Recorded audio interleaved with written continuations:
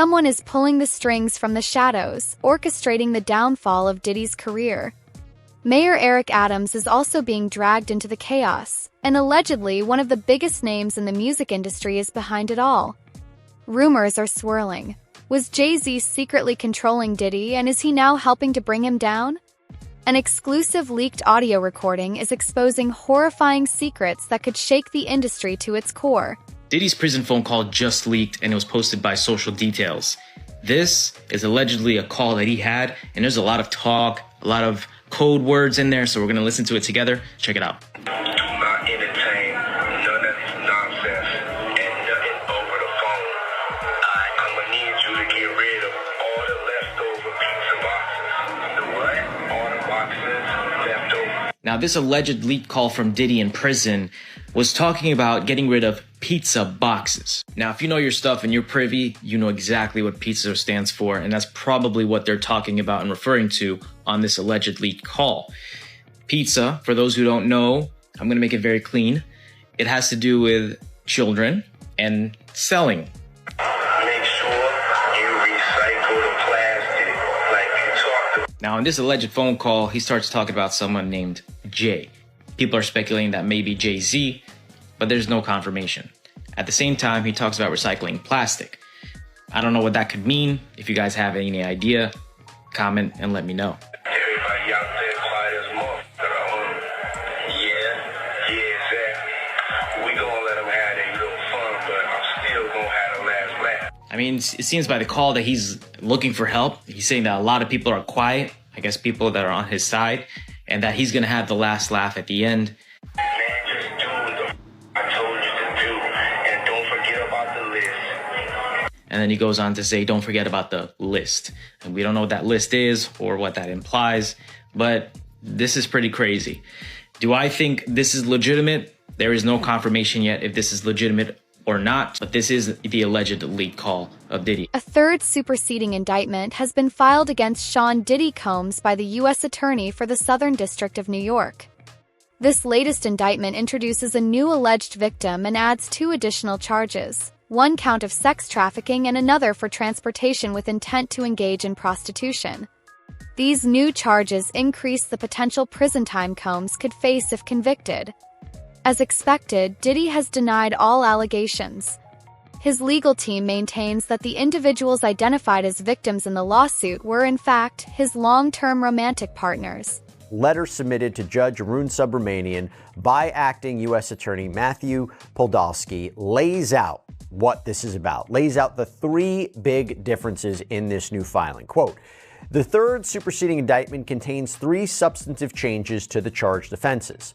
First, Count 4, which is, by the way, a new count, Count 4 charges an additional substantive count of sex trafficking by force, fraud, or coercion with respect to Victim 2. Victim 2 was previously identified as a victim of sex trafficking in Count 1 of the second superseding indictment. And if you look at Count 1 in the second superseding indictment, which is racketeering conspiracy, it reads in part, Combs then used force, threats of force, and coercion to cause victims, including but not limited to 3 female victims, Victim 1, Victim 2, and Victim 3, to engage in commercial sex acts. In connection with the commercial sex acts, Combs provided the victims with, among other things, monetary payments, career opportunities, and payment of rent and housing expenses. Okay, so again, that was Count 1 in the second superseding indictment. But now, Combs is facing a new individual sex trafficking charge against Victim 2. And it reads, quote, from at least in or about 2021 up to and including in or about 2024 in the Southern District of New York and elsewhere, Sean Combs, and then it says, recruited, enticed, harbored, transported, and maintained Victim 2 and attempted, aided, and abetted, and willfully caused Victim 2 to engage in commercial sex acts, knowing and in reckless disregard for the fact that Victim 2 was engaging in commercial sex acts as a result of force, fraud, and coercion. Beyoncé, JayZ, and LeBron James have been named in a new civil lawsuit filed in Florida on April 1st.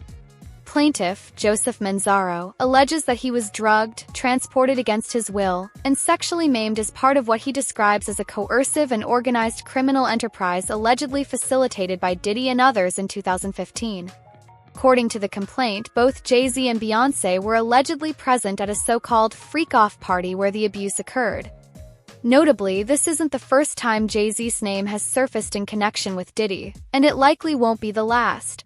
Sean Diddy Combs is facing new accusations of human trafficking as he awaits his federal trial.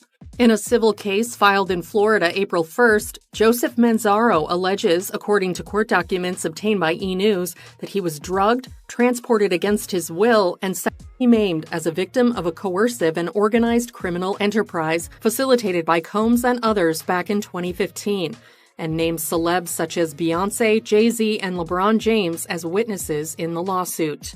In his filing, Manzaro says the alleged events took place in April 2015. He states that he lost consciousness after feeling a, quote, greasy substance resembling Vaseline as he opened the front door to his home, after which he says he was transported to another residence, where an associate of Combs allegedly told him that the music mogul wanted him brought to a freak-off event. Manzaro alleges in the suit he was secretly transferred to the music producer's home through a concealed tunnel allegedly connected to Gloria Estefan and Emilio Estefan's Miami property. He alleges that upon regaining partial consciousness, he found himself inside a large party area upon information and belief that it was a birthday party for Combs' then 17-year-old son Christian Combs. There, he was allegedly forced to appear in a penis mask. The lawsuit states, JayZ and Beyonce Knowles Carter were seated in the room, and upon seeing Manzaro, Beyonce Knowles Carter asked, "What's this? What's this all about? Why is this half-naked white man with a penis mask standing here in front of me?" Manzaro alleges in the lawsuit that he was then forcibly paraded through multiple rooms filled with people who were jeering and taunting him, and that Combs himself stated, "He's going to find out what we do to snitches tonight. Get him undressed." Manzaro says that after being stripped and forcibly washed, he was sexually assaulted and forced to partake in unwanted sexual activity. He also alleges in the filing he woke up to find himself on a couch in a small dark side room, after which he says he was dressed and taken out of the residence to another house, where he was savagely beaten and left for dead.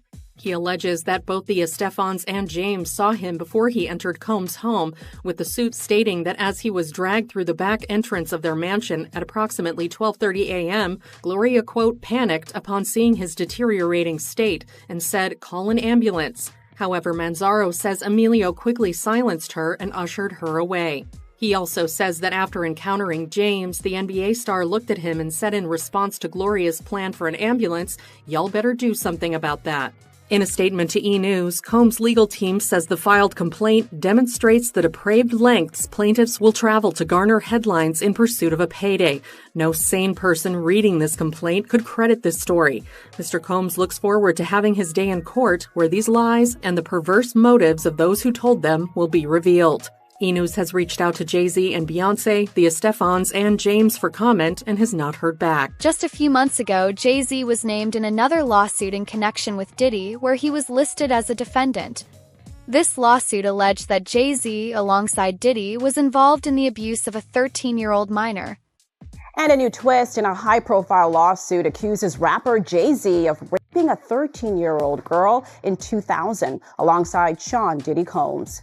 The lawsuit, originally filed in October, was refiled today to include JayZ as a defendant. The anonymous accuser claims the assault occurred at an MTV Video Music Awards after-party. JayZ has denied the allegations in a statement on Roc Nation's Instagram, calling the accusations heinous and urging a criminal complaint be filed instead of a civil one. He also criticized the attorney behind the lawsuit, Tony Busby, accusing him of exploiting the case for personal gain. And one of the people at risk, often mentioned online, was JayZ, real name Sean Carter, who came up in the New York rap scene alongside Sean Combs. And just a few days ago, Texas attorney Tony Busby made it official. He filed an amended complaint on behalf of a Jane Doe who says that she was raped by Combs and Carter when she was just 13 years old, that this happened at a VMA's after party back in 2000. Now, the original complaint mentioned Celebrity A and Celebrity B, a man and woman, as being present for and even Celebrity A participating in the alleged assault. Well, now Celebrity A has been identified as JayZ, who has adamantly denied anything like that ever happening. He is very, very clear on that. In fact, he has accused Tony Busby of extortion. saying that Busby's attempts to get celebrities to pay out huge sums of money in exchange for not being named in civil lawsuits with what he claims are false allegations amounts to blackmail. In fact, JayZ is believed to be the John Doe who just recently filed a lawsuit against Tony Busby anonymously, claiming extortion and intentional infliction of emotional distress. JayZ's name continues to surface, and as the layers are peeled back, it becomes increasingly clear that Diddy and JayZ's relationship was more than just a friendship. Allegedly, JayZ was the mastermind behind the entire operation and used Diddy as a pawn to shield himself. In a shocking turn of events, New York Mayor Eric Adams has also been implicated in Diddy's criminal enterprise and was recently arrested on charges of corruption.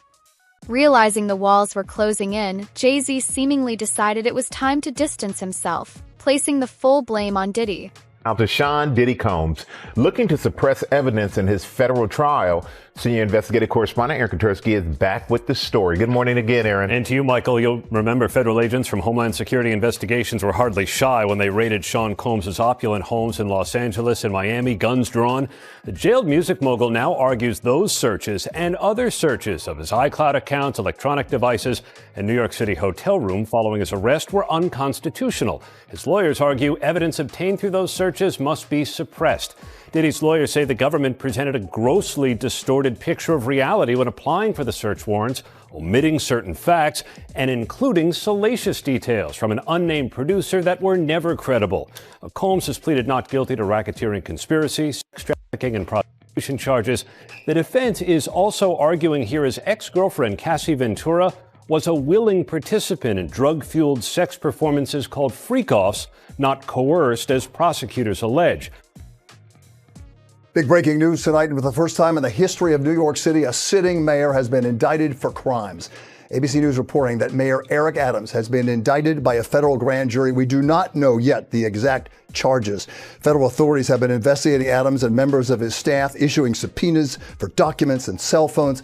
Several members of administration have resigned, some of them also friends of Mayor Adams. Again, Eric Adams, the 110th mayor of New York, has been indicted by a federal grand jury. We'll have the latest online and tonight on Eyewitness News at 11. A leaked call from prison reveals that Diddy was waiting for JayZ to reach out to him.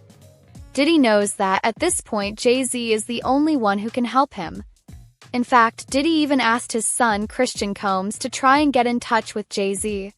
However, JayZ, who is much more strategic than Diddy, is doing everything he can to distance himself from the situation. JayZ gets caught up in this mess. Both his and Beyoncé's billion-dollar empire could be at risk. You think I wasn't gonna get at you from the inside? He has reached out to a witness, an alleged participant in multiple freak-offs. Then why Oprah staying quiet? Why Ellen moving to another country? And he's asking people to intimidate witnesses or pay people off. Don't be shocked if nobody show up to testify. Don't contact me anymore, Puff. I already got that Houston lawyer breathing down my neck over that 13-year-old girl. If you don't want things to get worse for you, then you need to start answering my son's phone call. The defendant's goal is to blackmail victims and witnesses either into silence or providing testimony helpful to his defense.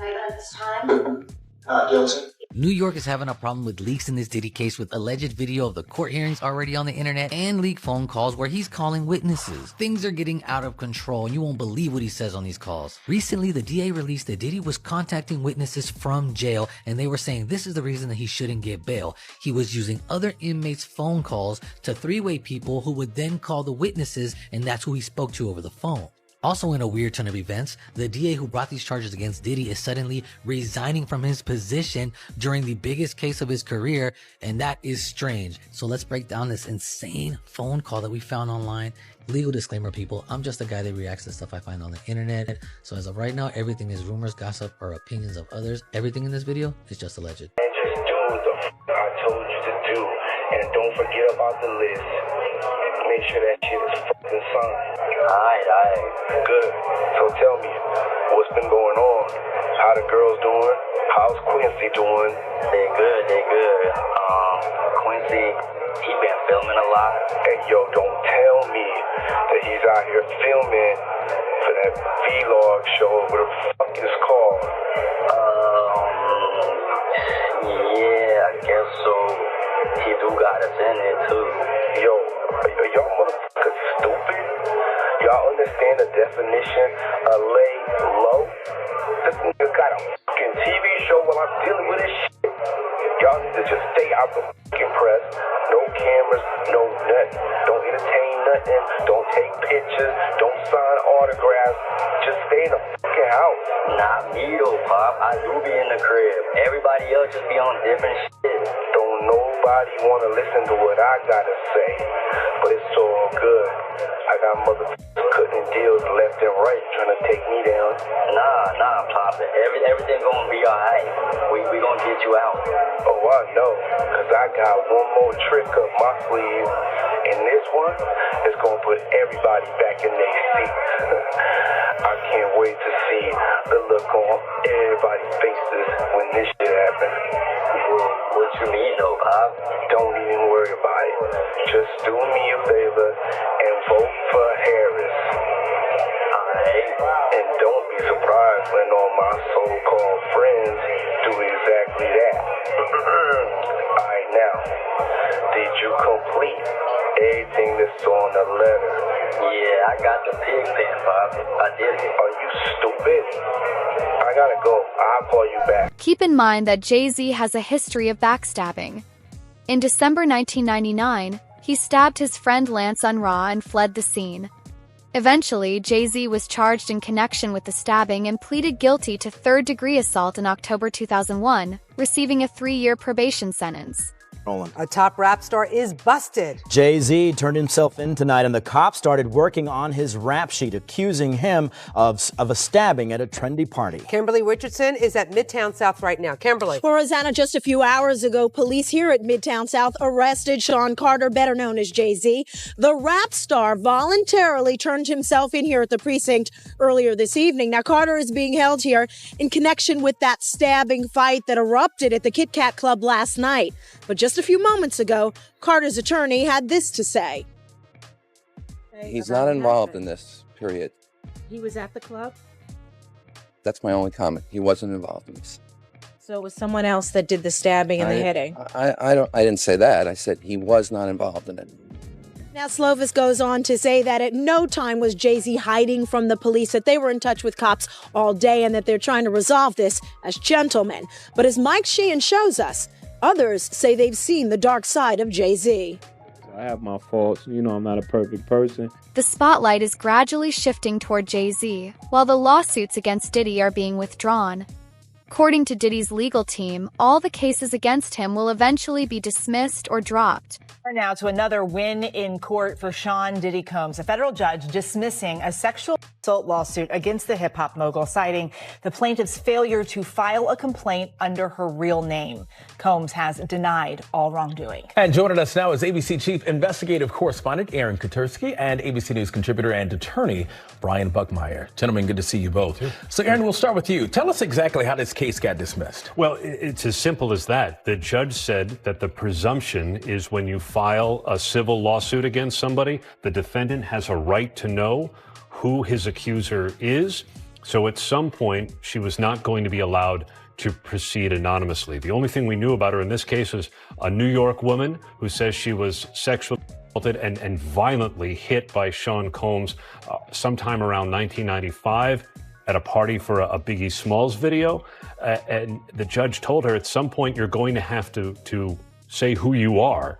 She refused to do it by the deadline the judge set, and so the judge dismissed the case. Insiders claim that JayZ is far worse than Diddy, and in reality, JayZ was the one orchestrating the entire operation from the shadows while Diddy took the fall. JayZ operates in silence, while Diddy was often too vocal about his actions. Is it really just a coincidence that JayZ and Diddy both rose to prominence in the industry at the same time, faced criminal charges together in the 90s, and became billionaires side by side?